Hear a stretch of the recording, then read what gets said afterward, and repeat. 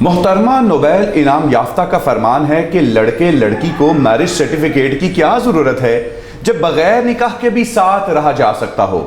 محترمہ سے سوال تو بنتا ہے کہ کیا انہوں نے اپنے گھر میں جانچ کرائی ہے کہ وہ اپنے والدین کے نکاح کے نتیجے میں والد ہوئی تھیں یا کسی اور کی پارٹنرشپ کا نتیجہ ہے۔ ملالہ یوسفزئی، رشتے تو آپ کے ابا کے پاس آتے ہیں، تو آپ ان کا جواب میگزین کو کیوں دے رہی ہیں؟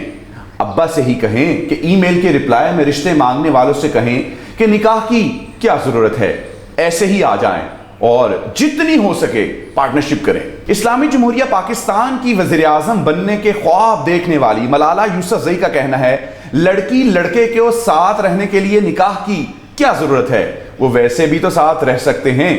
اس شعر میں شاعرہ کیا ہی خوب کہہ رہی ہیں، کنڈی نہ کھڑکا سونیا سدھا اندر آ۔ لاکھوں مسلمان مردوں، عورتوں اور بچوں کے سفاک قاتل ملالہ یوسفزئی کو نوبیل انعام دے کر اپنے گھنونے کارنامے چھپا رہے تھے، مگر اب فحش ماڈلز کی میگزین ووگ کے کور پر ملالہ کو لے جا کر مسلم لڑکیوں پر بڑا حملہ کیا ہے۔